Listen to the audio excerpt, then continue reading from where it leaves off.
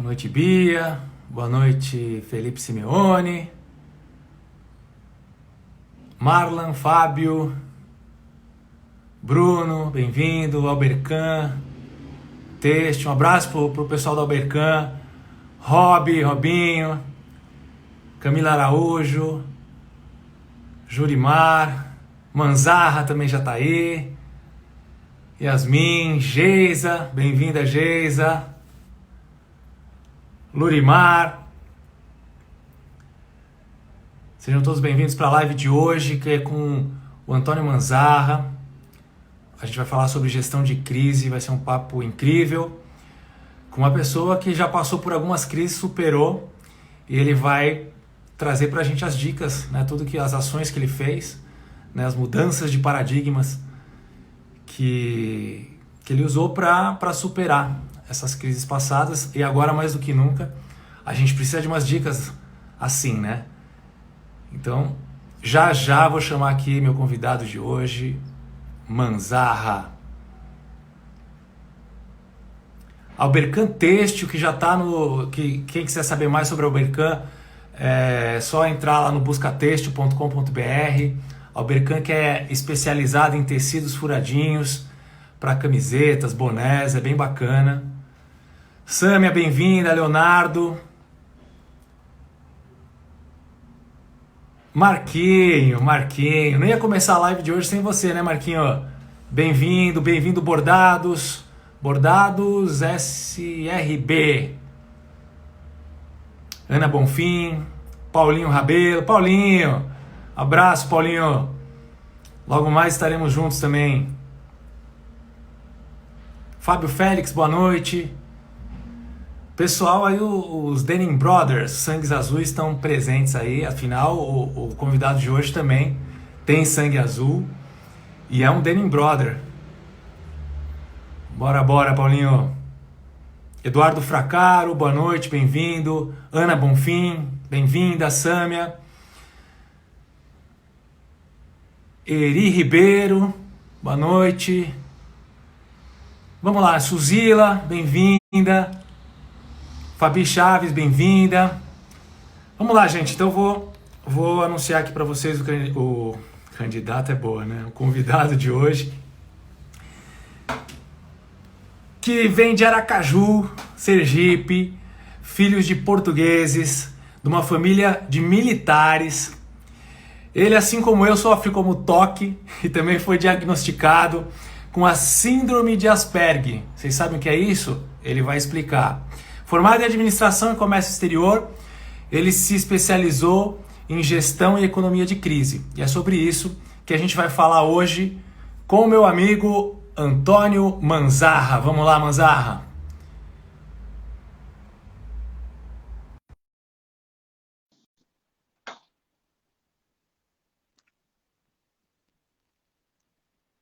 Quem tiver pergunta, vai escrevendo as perguntas aí, que mais pro final da live a gente vai responder. Boa noite, Manzarra. Boa noite, hein? Tudo bem? Já gostei do cenário ali com o violão, hein? Eu vou pôr o meu aqui atrás também, pra gente fazer uma dupla. Mas aí não é meu não, é da minha filha. Aí eu coloquei aqui pra ficar bonito. Ficou. Mas você não arranha nem um pouquinho? Não, tá difícil. Eu deixo isso pra ela. É legal, Manzarra. Boa noite. Obrigado por ter aceitado o convite de fazer esse bate-papo comigo hoje. Eu já fiz uma introdução, falei um pouquinho de você, mas eu quero que você comece contando um pouquinho da sua história. Esses fatos que eu citei aqui, que a gente quer saber também, para depois a gente entrar no assunto principal da nossa live, que é a gestão de crise. Certo. Assim como você falou, né? Eu venho de uma família de portugueses. Meu pai, meu avô, bisavô, todo mundo eram militares. Isso influenciou bastante na minha vida, na minha educação. Algumas pessoas até brincam dizendo que eu em casa eu acabei não sendo educado e sim treinado, né? Porque era um regime de quartel, né? Mas é interessante. Eu apenas tenho a agradecer pelos princípios que foram dados, né? Dentro de casa, a educação que eu recebi. E querendo ou não, a gente acaba trazendo isso para o nosso dia a dia, tanto do lado pessoal como também do lado profissional, né? E como você falou, a gente tem aí essa coincidência de diagnóstico. Eu quero saber se o seu é um grau mais alto que o meu, porque eu também tenho um toque forte. O meu ele, eu acho que o pior de todos é o de simetria. Sim. Quadro. Sim. Tem que estar bem certinho. Tá bem alinhado aqui atrás, ali. você tá vendo? Tá bem alinhado. Quadros. Eu acho engraçado quando eu vou fazer visitas, algumas pessoas já me conhecem, né? Então, outro ponto que me deixa assim, um pouco neurótico é o anel. Às vezes, se usar aquele anel solitário, não é o solitário, Sim. que tem aquele, uma pedrinha, sim, alguma coisa, se ele ficar torto no dedo, aí já é terrível. Já fico de olho no dedo da pessoa, né? Mas você é daqueles que tem vários. Você é daqueles que tenta ajeitar, não? Quando você tem intimidade, pelo menos? Quando eu tenho, claro, todo mundo já sabe. Às vezes dizem, alguns brincam, né? Que quando querem desconto ou querem prazo, alguma coisa, eles já entortam o anel já para me deixar assim, um pouco meio desorientado na negociação, né? Mas é uma coisa que, sinceramente, na minha juventude, ela nunca influenciou tanto, né? O toque ele veio aflorar quando eu tinha, eu acho que uns 18, 19 anos. Eu entrei comecei a trabalhar numa confecção aqui de Fortaleza, e o dono da confecção, o saudoso Cláudio Lima, eu acredito que o toque dele era muito maior do que o nosso, né? Então eu, menino, né, tava fazendo a faculdade de processamento de dados, computação. Então ele era louco por planilhas. Então o que ele fez? Ele botava umas planilhas de fórmulas de umas 3 linhas e me mandava fazer a planilha toda no computador e tudo, né? Então sempre quando eu terminava a planilha naquela época, aí eu imprimia e entregava para ele. Aí ele pegava a planilha, né?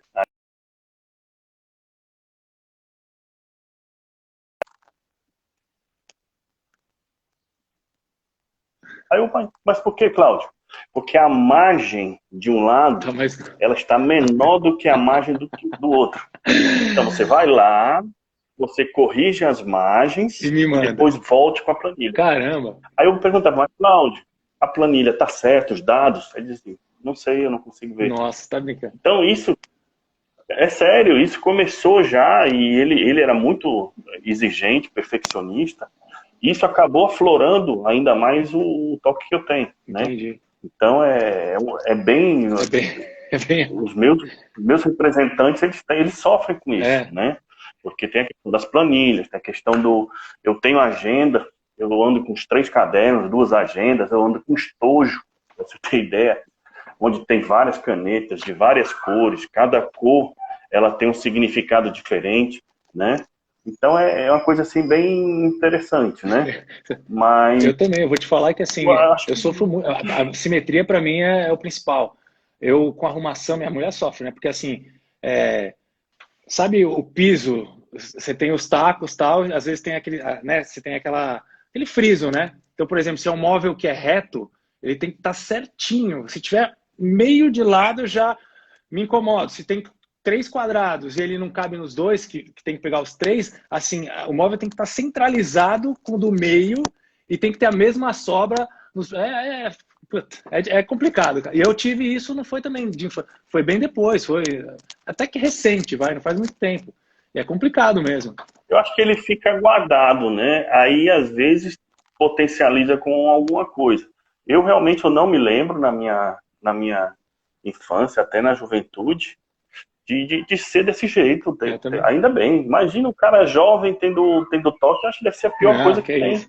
Olha, a Suzila já falou que vai usar o anel torto na próxima negociação.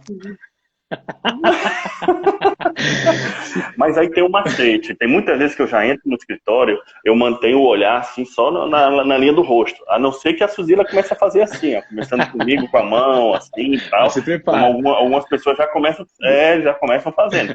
né? E, Manzá, Quem eu tenho mais intimidade já conhece, já sabe, já dá aquela ajeitadinha no anel quando eu entro na sala, né? ai, ai, É bem engraçado. caramba. Bom, me fala uma coisa, e a síndrome de Asperger? Que seria isso daí, Manzá? Na realidade, é um diagnóstico não ainda fundamentado, né? São alguns são sintomas que, na realidade, são características que a pessoa tem, né? Como o fato da cabeça, ela não para, né? Ela está sempre funcionando, né? O fato de dormir pouco, o fato de você ter sempre um objetivo. Tem alguns pontos, algumas características que, se você focar e centralizar para o lado profissional, é muito bom. Como o fato de você ter que ter sempre um início, um meio e um fim, certo? Sim. A gente não permite de forma alguma que esse processo ele seja fragmentado e não seja concluído até o final. Sim. Né? É como se fosse uma obsessão. Isso é ótimo, né, para o trabalho, se for ver, né? Isso é ótimo para o trabalho. Mas às vezes para o lado pessoal tem algumas características que são chatas às vezes, né? Como por exemplo a quebra da rotina. Tá. Se eu combinar uma coisa no fim de semana e depois chega no fim de semana, a pessoa muda. Tá. Não, vamos para a praia, vamos fazer isso, certo? Tá. Isso causa um transtorno. Um transtorno gigantesco, porque eu me programei para ir fazer isso, tá. Né? Então, essa questão de mudança de rotina, para mim, pessoalmente, é uma coisa muito, muito complicada. E, às vezes, eu sou muito caxias de eu programar a minha semana inteira. Eu tenho na agenda tudo anotado, né? E, às vezes, quando isso se quebra, para mim, é muito complicado. Entendi. Né? Entendi. Mas eu conheço outras pessoas, eu conheço pessoas que têm, e realmente, em cada um, ela tem a sua característica, às vezes mais aflorada, às vezes mais forte, né? Uhum. Mas eu consigo realmente focar muito para o lado profissional e a gente sempre fica trabalhando para que isso não acabe prejudicando a nossa vida pessoal, Sim. Né? Sim. Para você não acabar sendo um estorvo, tá. Né? Porque às vezes é complicado essa questão de você ser sempre aquela rotina, aquela coisa chata, sim, de ser muito caxias, né? Então, quando você joga para o lado profissional, eu acredito que é muito bom, porque você é muito focado, né? Então, eu acabo misturando muito essa questão de ter tido uma educação militar em casa, né? Onde existem muitos princípios. Meu pai não diria que é aquela coisa rígida que foi, não, mas ele sempre prezou muito por alguns princípios básicos que eu tento trazer até hoje e faz parte do meu dia a dia. Perfeito, Manzá. Depois a gente vai saber um pouquinho mais da sua história no final. E o assunto hoje é gestão de crise, né? Mas antes da gente entrar nesse assunto, você sabe que toda a live se acompanha, quase todas, acho que todas, né, Manzá? Você participou de todas. Só uma que foi aniversário da sua esposa, que você não pôde participar. Toda, mas você acompanha. Então, você sabe que toda live a gente faz uma coisinha diferente. Hoje, no seu dia, não podia ser diferente. Então, a surpresa de hoje é o seguinte. Você vai segurar um tempinho aí, 5 minutos. Nem isso, 2, 3 minutos. Tá. Que eu vou chamar um convidado especial e a gente vai começar um quadro novo aqui no Buscateixo. Aguenta aí que eu já te chamo de volta. Manda bala aí. Bom, e hoje a gente vai começar um quadro novo aqui no Buscateixo. Segunda-feira, a gente vai trazer para vocês a previsão do tempo para essa semana. Logo mais a gente vai ter a previsão do tempo com a agenda do mercado têxtil, assim que tudo voltar. Mas então estreia hoje o Busca Tempo com a nossa garota do tempo. DJ? Atenção, falha no som, mas espera aí que vamos começar de novo, que não pode entrar sem música, pelo amor de Deus. Tá ligado aqui, ó. Veja se tá ligado. Atenção. Não, hoje não vai ser cantoria. Não vai ser cantoria. Pessoal que entrou, sejam todos bem-vindos. A gente deu um tempinho, porque agora vai entrar... Vamos lá? A nossa garota do tempo.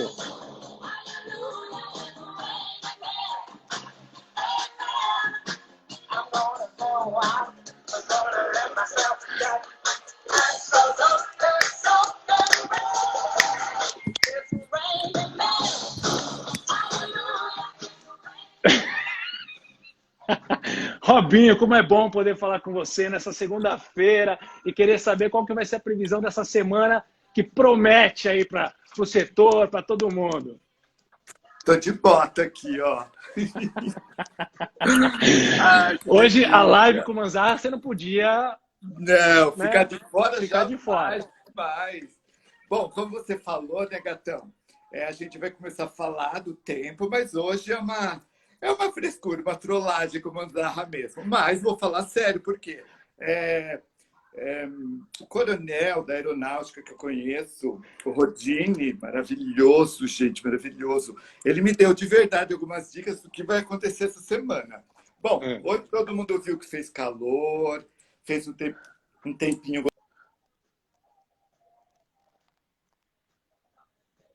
Tiver um bofinho, já que não dá para sair de casa, tiver um bofinho, faz uma pipoca, deita no sofazinho, assiste aquele filme inédito, tipo Duro de Matar, que já passou 200 mil vezes, mas não importa, o importante é estar junto com eles. Temperatura boa, nublado, mas boa, 27 graus de máxima e 15 de mínima. Olha como eu estou aprendendo, estudei. Quarta-feira vai ter sol pra caramba. A gente vai fazer muito calor, então eu vou dar uma dica para vocês, ó. Isso daqui já fala tudo. Tá bom? Então, assim, vai estar calor. Quando você vê isso daqui, que é quase um fio dental, é meu, viu? Quase um fio dental, você pensa o quê? Praia? Não pode, é dia de lavar roupa. Vai lavar roupa, porque o sol vai secar tudo.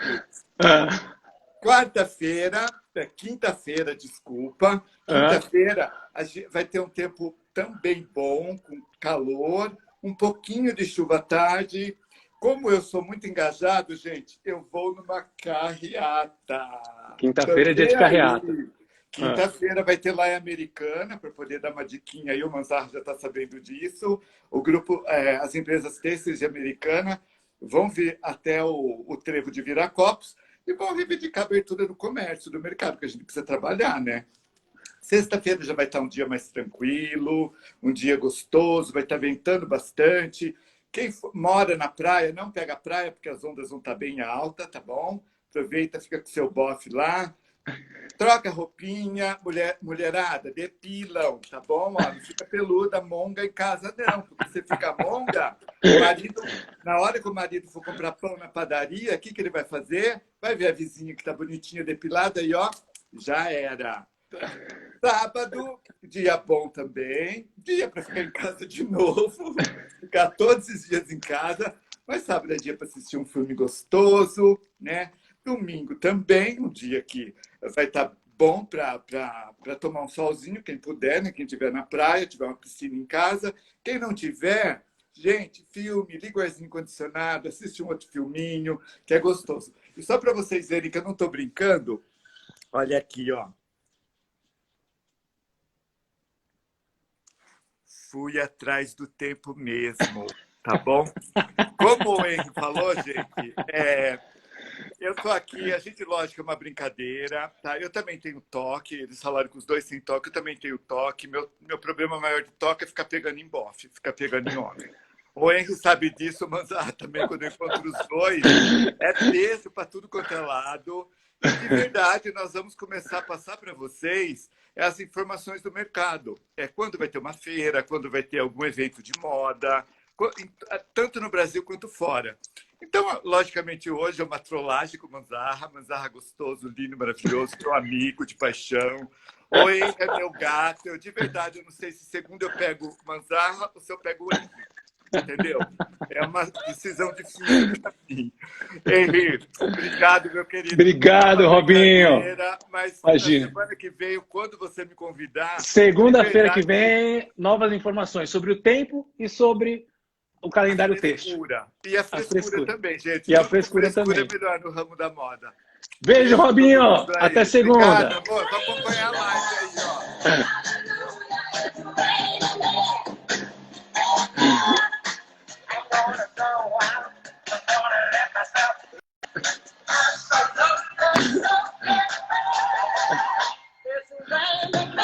Olá, mano.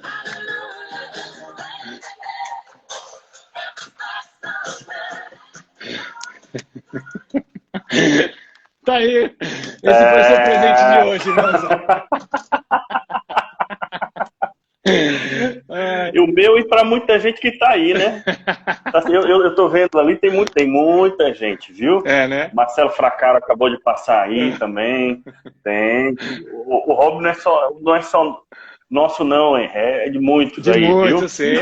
Eu sei. Mas não podia faltar na sua live, né? E toda segunda-feira ele vai estar aqui com a gente. Manza, Claro. voltando agora, depois dessa descontraída, vamos para um assunto sério, que é a gestão de crise. Você que se especializou, né, em gestão, economia de crise, e já enfrentou algumas crises com sucesso, né? Como superar um momento como esse, né, que a gente está enfrentando, sem perder o controle emocional e racional? E eu gostaria que você citasse até algumas crises que você passou, né? Como é que você conseguiu superar? Eu tô na Santana há 14 anos. Esse ano, agora em 2020, faz 14 anos que eu tô lá, né? Eu entrei, acho que em 2007, mais ou menos, para montar um setor de comércio exterior, num momento onde a empresa não tinha. Depois de 6 meses de trabalho, eu recebi a proposta de ir morar na Argentina para assumir a operação comercial lá, né? A empresa tinha acabado de ser montada, a fábrica, tinha apenas 1 ano. A gente assumiu lá a operação, já estava rodando há 1 ano, estava com muitas dificuldades, né? E quando a gente já começou, no primeiro ano, a gente teve a famosa greve dos caminhoneiros, onde lá também parou o país inteiro. Eu posso dizer que não tem como falar que a gente se preparou, porque era muito recente, certo? Então, o que a gente fez? A gente quando chegou, analisou a situação como estava e começou a fazer certas modificações na empresa. E acabou nos pegando, a greve dos caminhoneiros acabou nos pegando aí de surpresa. Então... Passou 1 ano, a greve dos caminhoneiros, acho que foi 1 mês, mais ou menos, onde tudo parou, não tinha como transportar nada, então a gente acabou utilizando meios próprios de transporte, e na realidade não foi uma estratégia pensada, nós já tínhamos esse tipo de logística, então acabou que não afetou tanto a gente, né? Afetou bastante outras empresas que utilizavam terceiros. E a gente continuou fazendo esse trabalho de implementação de algumas diretrizes que nós temos, e com 1 ano veio a grande epidemia da gripe suína. O Brasil ele acabou não sendo tão afetado naquela época, eu acho que foi em 2009, mais ou menos, né? Isso aí. A Argentina, sim, a Argentina foi um dos países com mais números de óbitos e casos a cada 1.000 habitantes. Eu me lembro bem que na época a minha esposa estava gestante e fazia parte do grupo de risco. O grupo de risco era exatamente a gestante, né? Então eu acabei vindo para o Brasil, trouxe ela para o Brasil, voltei para a Argentina e fiquei lá. Eu me lembro muito bem que a gente ficou muito tempo sem se ver, e quando vinha para cá era aquela tensão, porque a gente não sabia se estava ou não estava, eu não sabia se eu estava ou não estava com o vírus, né? Então foi um momento muito difícil, algo muito similar com o que a gente está passando hoje, né? A questão das máscaras, distanciamento social, tudo que a gente está passando hoje, a gente passou naquela época. Houve algumas empresas que fecharam, e a gente seguia montando todo o nosso planejamento, né? Que depois, mais para frente, a gente especifica um pouco mais. E aí já foi a segunda pancada que a gente levou. E depois daí a gente tem aquelas crises que a Argentina parece um seriado de Netflix, toda semana tem... É como está acontecendo agora também, né? Sim. Cada semana a gente tem uma novidade no governo, né? Exatamente. Lá era... Não basta a pandemia, então, não basta nada, tem que ter o governo também para... Então cada dia aqui... Aliás, aqui é cada dia a gente tem uma novidade. Verdade. Né? Lá a gente não sabe de onde vem, né? Se é da política, se é da pandemia, mas vem. É verdade. Então, a partir dali, eu acho que foi na Argentina, a grande última pancada que a gente levou, né? A partir dali, a gente conseguiu, enfim, montar tudo que a gente queria, e a empresa, que era a mais nova de todas na Argentina, você perguntar quais são os seus concorrentes na Argentina, são os mesmos que a gente tem no Brasil. Tá. As fábricas que a gente tem aqui são as fábricas com quem a gente concorria lá, né?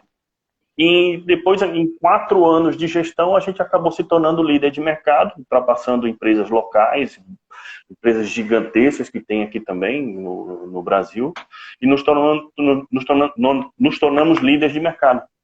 Chegamos a ter um número de 50% do mercado argentino, para você ter ideia da potência que a gente se tornou lá. 50% de um país inteiro consumiu o nosso tecido. Então, foi algo gigantesco que a gente montou, sempre trabalhando em algumas diretrizes, como a questão da inadimplência, não importava, a questão não é só você vender, você tem que receber. Então, a nossa inadimplência sempre esteve abaixo disso. Isso em quanto tempo, Manzarra? Isso em quanto tempo? Em apenas 3 anos de trabalho, 3 anos e meio, mais ou menos. 3 anos e meio, a gente conseguiu levar a empresa do zero, que foi uma empresa que foi montada lá na Argentina, a ser líder de mercado. Então, quando a gente analisou, quando foi em 2014, mais ou menos, a gente teve aqui um problema muito sério na nossa empresa aqui, no Brasil já, e aqui no Brasil, e acabou que algumas pessoas da equipe de lá vieram aqui para o Brasil. Eu, o vice-presidente da empresa, que é o nosso chefe, Igor, né? E aí, quando a gente veio para cá em 2014, a gente acabou assumindo aqui a operação também, né? Deixou a Argentina caminhando e assumiu aqui a operação em 2014, e aí a gente se deparou com o terceiro grande desafio. Era uma fábrica que estava de 7 milhões de metros, mais ou menos, foi para menos de 1 milhão. Então, é um baque muito grande, é uma monstruosidade o que acontece com uma empresa que tem uma situação como essa. Então, nessa época, a gente assumiu, tinha noção do que tinha pela frente, e com a mesma seriedade que a gente teve quando assumiu na Argentina, a gente assumiu aqui também. Implementamos todo o trabalho, toda a questão, toda a gestão de crise, e são vários elementos que a gente tem como... É claro que cada mercado tem a sua receita, mas a estrutura, a raiz é sempre a mesma que a gente tem que trabalhar, né? Então, dali em diante, a gente trabalhou bastante, sabia dos desafios que nós tínhamos, e não é segredo para ninguém o crescimento que nós tivemos até o ano vigente. A gente saiu lá da rabeta para chegar aonde a gente está hoje.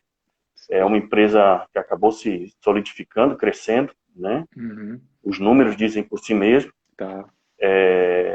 Então, o que a gente acabou montando aqui na Santana é mais ou menos o que a gente fez lá na Argentina. Então, é uma receita que acabou dando certo. Entendi. E hoje, Manzarra, com tudo isso que está acontecendo, quais são as ações que vocês estão praticando, né? Como vocês esperam superar tudo isso, seguir em frente aí de portas abertas, com fôlego para essa retomada da economia? Se você puder citar alguns exemplos, dicas do que vocês fizeram, do que você fez lá atrás e o que você está fazendo hoje também, que eu acho que pode ajudar muita gente a pensar aí em algumas alternativas. Na realidade, quando a gente fala da gestão de crise, muitas empresas elas pensam que a gestão de crise ela só pode ser aplicada no momento de dificuldade. Né? A gente costuma dizer de uma forma assim até vulgar que uma dor de barriga ela não dá só uma vez. Ela é um problema que pode acontecer mais do que uma vez ou ser um problema constante. Então, nossa aplicação da gestão de crise ela é diária. Sim. A gente trabalha isso constantemente. É uma preocupação nossa a cada hora que passa na empresa, né? Então a gente trabalha muito a questão de 2 ângulos. A gente olha a empresa de dentro para fora e de fora para dentro, né? Então quando a gente olha a empresa na realidade de dentro para fora, né? É quando a gente fala a questão de você trabalhar custos, a questão de processos internos, né? A questão da equipe, relacionamento, a cultura da empresa, que eu acho que é uma situação muito importante, né? Então, e quando você olha de fora para dentro, né?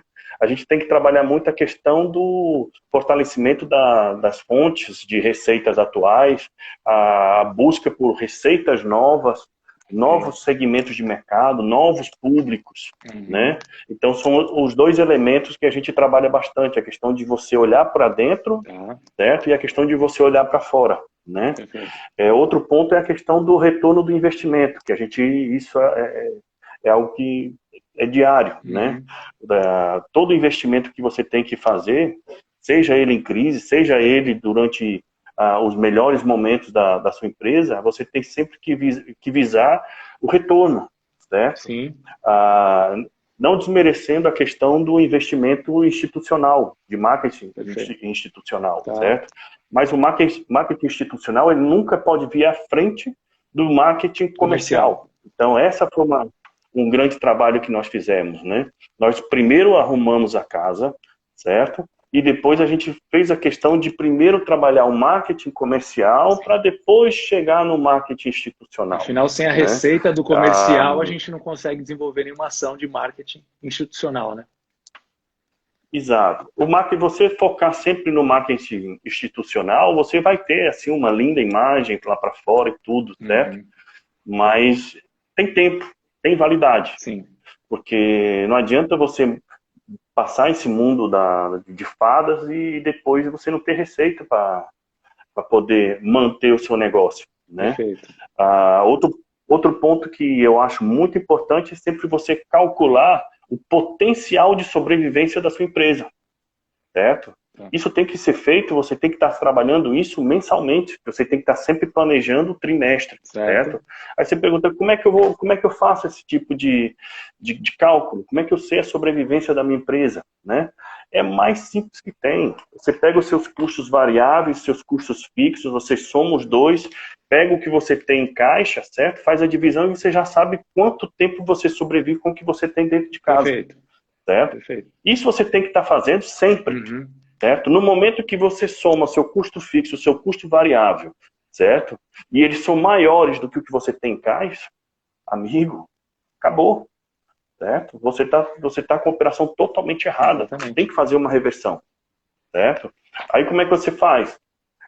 Os conselhos que a gente diz, né? Você enumera todos os custos fixos e os custos financeiros que você tem, certo? Soma todos, faz um rankingzinho, certo? Os 10 primeiros ali que você tem é onde você vai ter que trabalhar e reduzir. Aí é onde você tem que trabalhar. Perfeito. Certo? Perfeito. Outro ponto que eu acho muito importante também é você se rodear de uma boa equipe, certo? A Santana hoje ela não está onde está, certo? Ela está lá graças à equipe que foi montada. Meus representantes, a minha equipe comercial, certo? Sim. A gente se rodeia, se seleciona realmente, a gente brinca, às vezes são soldados, né? Mas não por questão de hierarquia, nada, não, porque todo dia eles vão para a guerra mesmo. É uma equipe, perdão da palavra e da vulgaridade, mas é uma equipe do caralho que a gente montou. Sim. Né? São caras que vestem a camisa. Então, eu acho que isso é um ponto muito importante, você ter pessoas que vestem a camisa. É uma coisa que eu aprendi com os meus pais, sem dúvida nenhuma, é sim um espírito militarista, né? Você honrar sua bandeira, né? Então, é uma coisa que eu faço diariamente e eu passo para minha equipe. Você como líder de equipe, você tem essa postura? Aí sim você herdou essa postura militar? Você é uma postura mais firme mesmo? Exatamente. Tem vezes, algumas vezes, sem dúvida, eu até brinco. Olha, quanto mais eu bato, mais eu gosto. Eu brinco muito, né? E é verdade.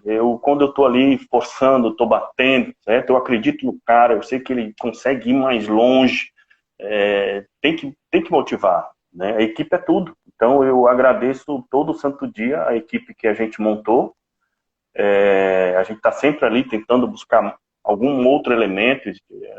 Tem pessoas que eu admiro bastante no mercado. e eu fico ali de olho. Tem pessoas que eu sei que vão fazer parte da nossa equipe no futuro próximo, mas para que essa equipe seja montada, a gente tem que montar também o melhor ambiente.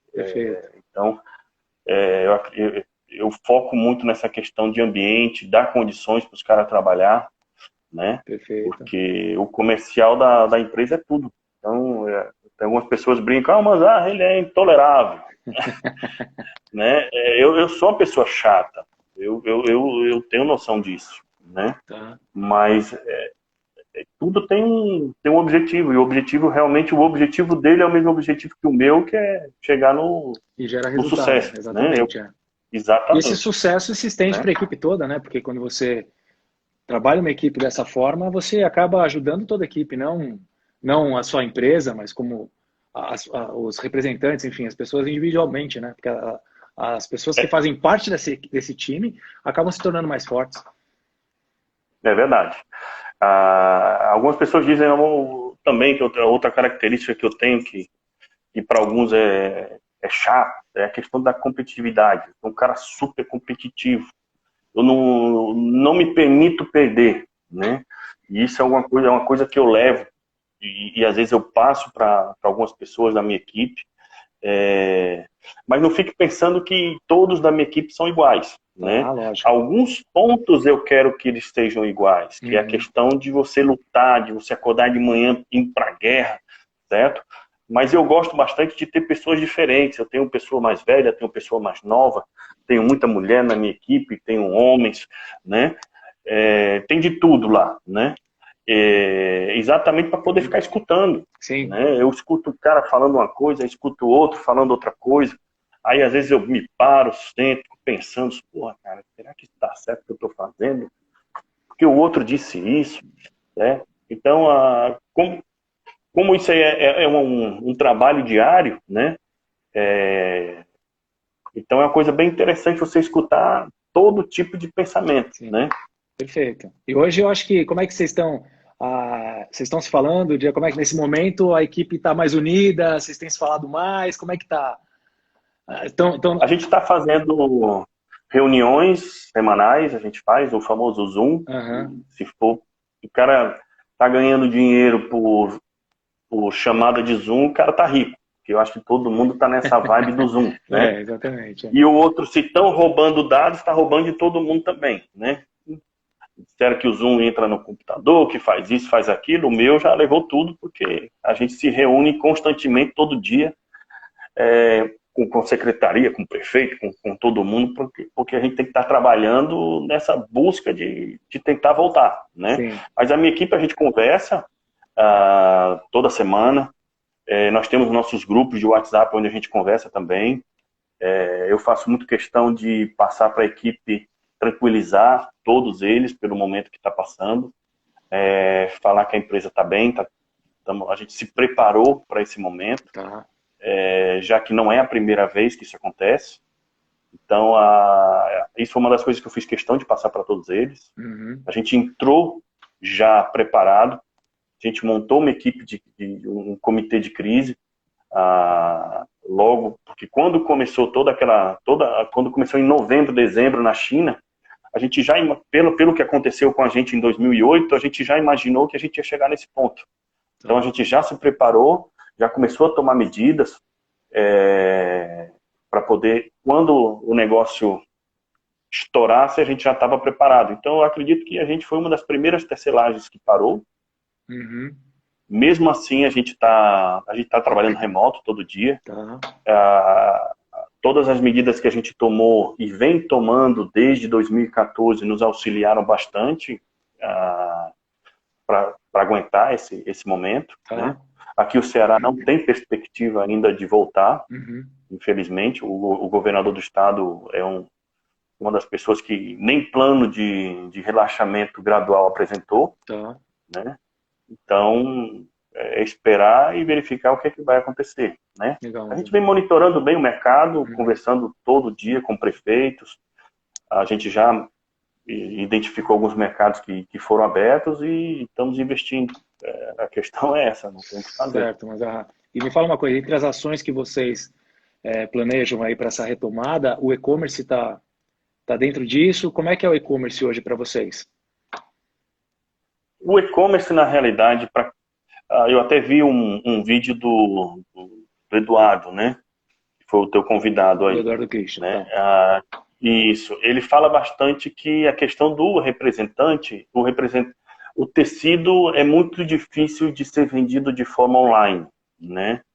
Assim como a roupa. Em parte eu concordo com o que o Christian falou, mas, na minha opinião, o tete-a-tete, o trabalho que o representante ele faz é um trabalho incrível, porque a concorrência é muito grande, nós temos aí 12, 13 tecelagens, vários tipos de tecido, a rotatividade de produtos é grande também, tem a questão do toque, a questão da versatilidade, o que você pode fazer com o produto. Eu costumo dizer sempre que a gente não vende tecido, né? A gente vende o que se pode fazer com tecido. Perfeito. Porque o tecido cru, quase todos são iguais. Perfeito. Agora, depois que ele vai para a mão de uma lavanderia, de uma beneficiadora, certo? E começa a fazer todo aquele processo, você começa a ver a versatilidade dele, você começa a ver o consumo dele, você consegue... Aí começa um mundo gigantesco, que é onde entra o representante, né? Perfeito. Então, eu acredito que a questão do online, certo? Ele realmente vai existir com um maior número na questão de roupa terminada. Eu acredito que isso tem que existir, certo? A venda, o e-commerce, o online, o WhatsApp, isso tem que ter uma reviravolta gigantesca. Todo mundo tem que entrar nessa, nem que seja ali o seu percentual. Você vende essa parte em loja, sim, mas você tem que ter o online funcionando. Perfeito. Mas mesmo assim nós estamos com alguns projetos bem interessantes para a retomada. Tá. É algo que a gente, nessa parada, nessa quarentena, eu consegui parar também um pouquinho para colocar as ideias no papel, e tem uma ideia muito bacana, um projeto que depois eu faço questão de apresentar para ti, para a gente poder jogar aí no mercado, mas é algo inovador que vai vir por aí. Legal, Manzar. Eu estou vendo aqui alguns comentários. É muito bacana. Estou vendo alguns comentários, ó. Isso aí, Manzar, defende a classe dos representantes. Eu não sei se você sabe, mas eu fui representante 12 anos no mercado infantil, né? Então, fui representante 12 anos, depois eu me tornei gerente comercial. Eu me considero representante até hoje, e eu lembro que quando a tecnologia começou a surgir, que a gente começou a sair para vender, eu saía com mostruário com 700 peças, eu saía com 5, 7 malas no carro, rodava muito. E aí depois implementaram os iPads que você ia com a coleção, com os books digital, né? E é sempre aquele medo. Eu lembro que nas reuniões, né, de equipe comercial, mas a tecnologia, será que não vai acabar com os representantes? Eu falei, nunca, jamais. Eu acho que ainda mais agora, eu falo que hoje o diferencial, que antes era a tecnologia, o diferencial hoje, com tanta tecnologia, é o tete-a-tete. Eu acho que é isso que faz toda a diferença, e isso jamais vai morrer. Porque realmente as pessoas precisam sentir o toque, precisam conhecer a história, precisa ter o olho a olho, aquele sentimento, porque eu acho que isso faz parte, não tem como acabar. Então vocês representantes, assim como eu, fiquem tranquilos que a nossa classe está muito bem defendida e jamais vai acabar. Né? Não, e se houver algum tipo de problema com os demais, não se preocupem, vem para cá que aqui vai ter sempre lugar com a gente. Mas qualquer coisa, se der ruim aqui no Busca-Texto, estou indo aí para Santana. A gente sabe que tem, e outra coisa que a gente tem que trabalhar bastante, essa questão da gente olhar para o nosso mercado, dar mais valor ao que é do Brasil, aos profissionais que a gente tem aqui, ótimos técnicos de lavanderia, lavanderias espetaculares, a gente tem estilistas maravilhosos. Então, eu acredito e espero que essa retomada a gente consiga mudar um pouco essa filosofia de que o que é lá de fora é melhor.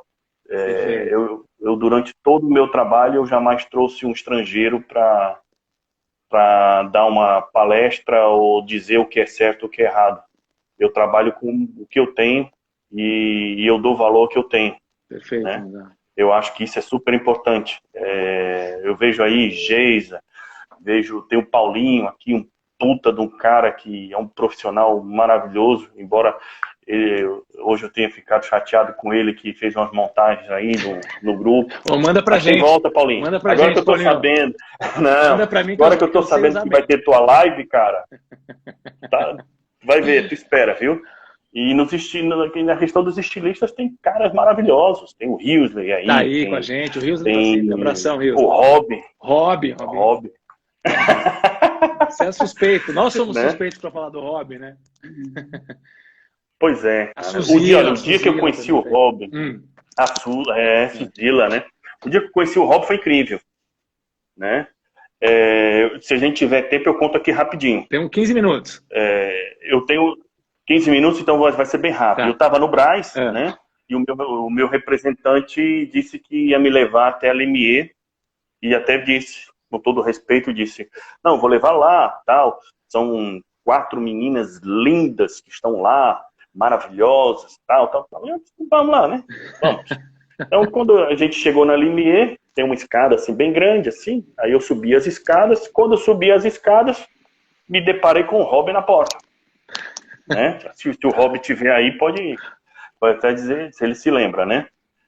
Aí quando eu vi o Rob, aí eu notei que o meu representante deu uma travada, né? Aí eu disse, porra, o que foi que houve aqui e tal? Aí o Rob veio daquele jeito maravilhoso dele.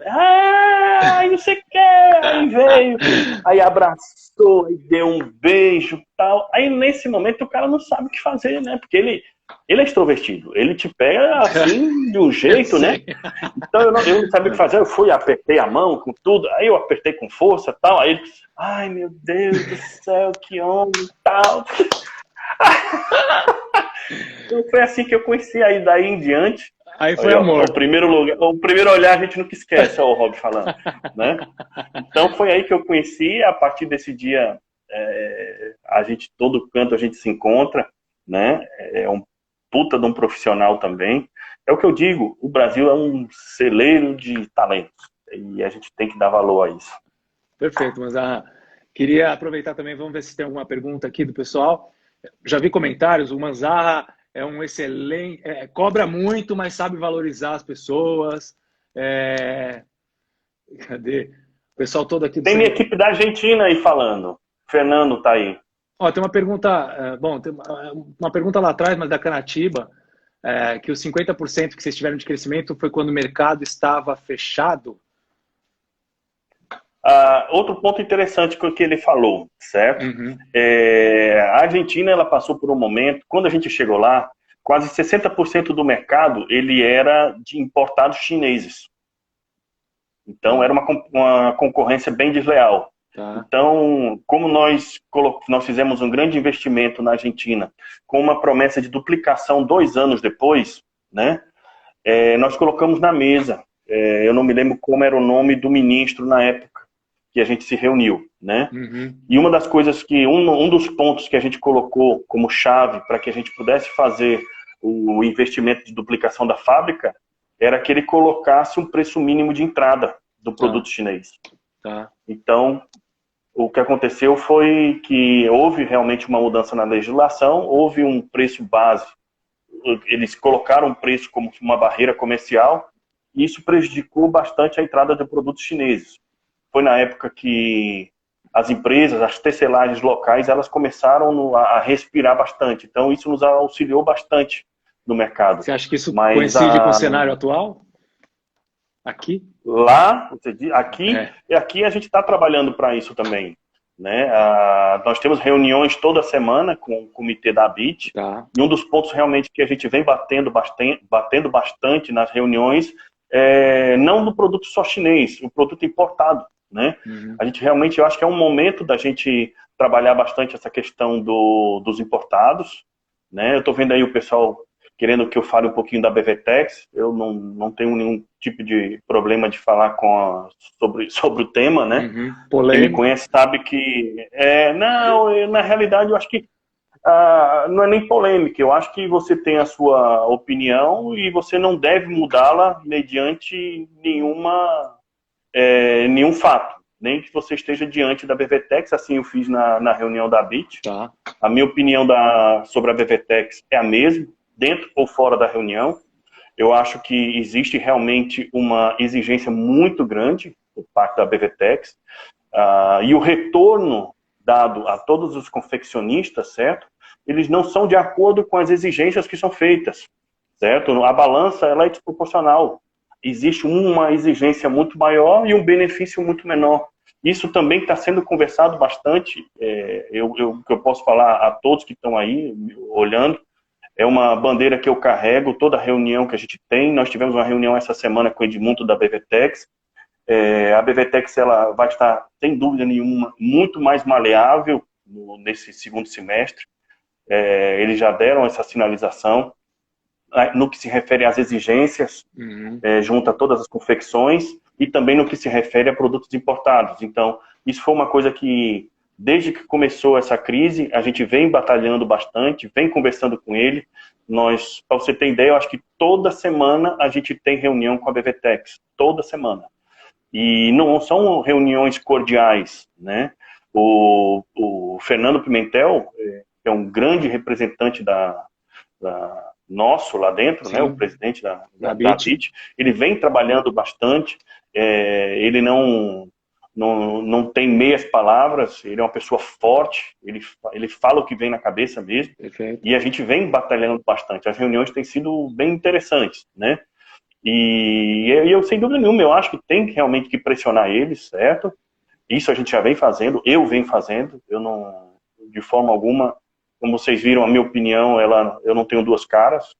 A minha opinião, eu não tenho medo de falar. Sim. Eu acho que é a melhor forma de ser, você ser claro, né, e transparente. Então, eu acredito que esse segundo semestre vai ser muito interessante, vai ser muito bom. O que a BVTEX vem sinalizando é isso. E o que a gente vem brigando é isso também. Então, no que depender de mim, vocês não se preocupem, vocês têm um aliado, porque enquanto vocês estiverem bem, a gente vai estar bem. Não é aquela coisa de, o Manzarra está fazendo isso, porque... Não, eu estou fazendo isso em prol da classe. Sim. Se vocês não estiverem bem, se vocês não estiverem produzindo, se vocês não estiverem recebendo, certo? Isso, sem dúvida nenhuma, vai acabar acarretando um prejuízo para a gente também. Então, eu acho que tem que trabalhar em cima disso. Eu estou trabalhando. Então, fica aí a minha palavra de que, no que depender de mim, todas as reuniões, por fazer parte do comitê, eu vou estar batalhando sobre isso. Legal, mas tem muitas perguntas aí, o pessoal está mandando, mas acho que o nosso tempo já está no limite. Depois dessa live ela vai ficar salva no Story, você pode também rever todas as perguntas e responder, eu acho importante, né, para não deixar passar em branco.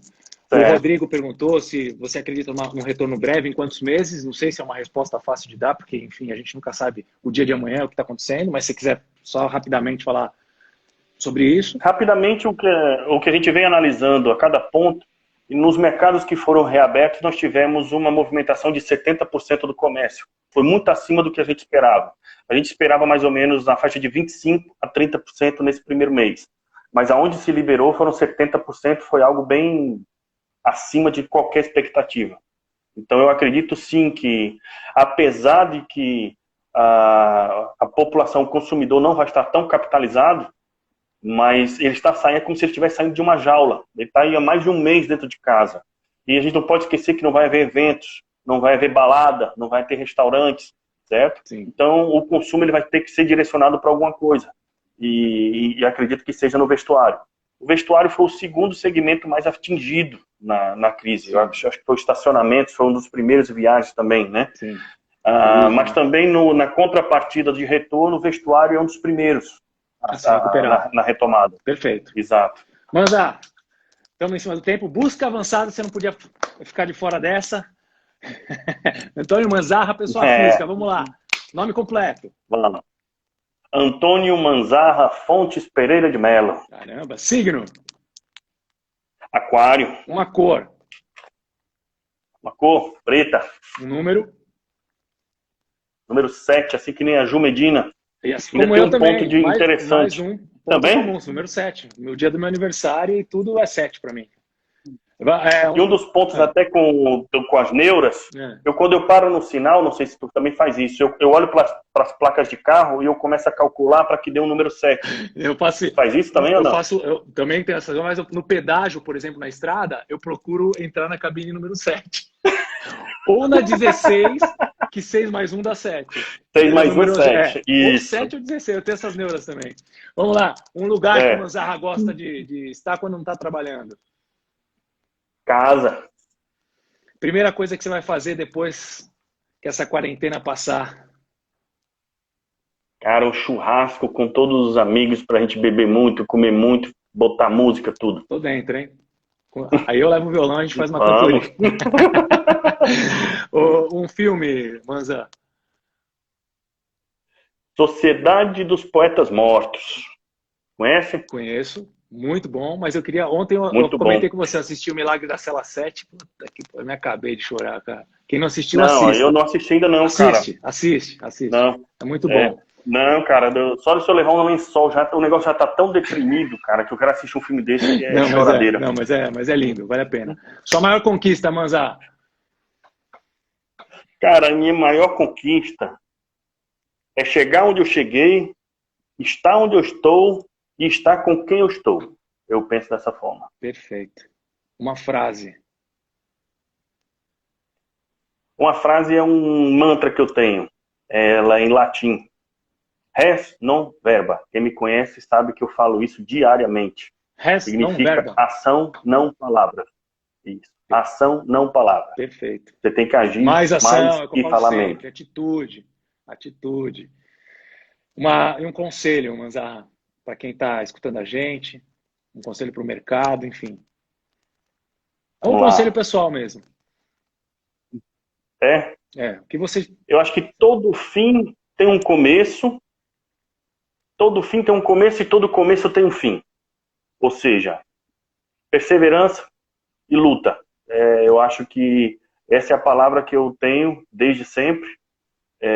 Eu não desmereço, eu não caio.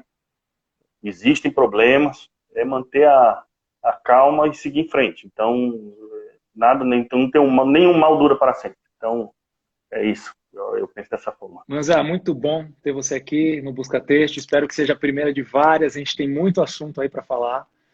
Tá? Obrigado mesmo pelo convite. Obrigado por ser esse profissional que você é. Deu para perceber hoje.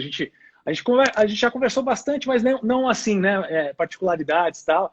Mas aí, pelas pessoas que têm mais convívio com você, já deu para perceber que realmente você é uma pessoa muito boa, muito rígida, mas muito boa com seus companheiros, com seus colaboradores, né, com a sua equipe. E você é uma pessoa, cara, do bem. Pode contar comigo aí também nos seus projetos, você sabe disso. E eu queria as suas considerações finais aí. Obrigado mais uma vez e as suas considerações finais. Primeiro, agradecer a você. É um projeto maravilhoso. Como eu te falei, que tem que seguir pós-pandemia. Seguiremos. A gente tem que transformar isso e no que depender de mim, nem que eu traga aqui para dentro para a gente ficar fazendo isso com todo mundo, mas é um projeto que eu quero que siga, que escutar um pouco de cada pessoa. É um mercado tão grande, né? Perfeito. Tem tanta gente para a gente poder saber um pouco mais. Eu costumo até dizer na concorrência também, aí acabou de passar aí uma grande profissional que já passou aqui pela nossa empresa também. Tem Suzy, tem Hughesly, tem Paulo, tem o Marquinho da Coluna, tem todo mundo, tem tanta gente, né? Eu, embora seja competitivo, são pessoas que eu gosto, né? É difícil isso, o cara dar um abraço no concorrente, né? Mas são pessoas assim que eu gosto. Tem o pessoal aí, acabou de passar aí da Argentina. 20 segundos. 20 segundos. É isso, vai passar, estamos passando por um momento difícil. Agradecer a todos que participaram aqui. E para terminar, fica aí, cara. Vamos fazer um sorteio aqui de uma mochila da Santana. Show. Vamos fazer um sorteio aí, 2 mochilas. Perfeito. Viu? Perfeito. Acompanha a gente. E só, que não vai,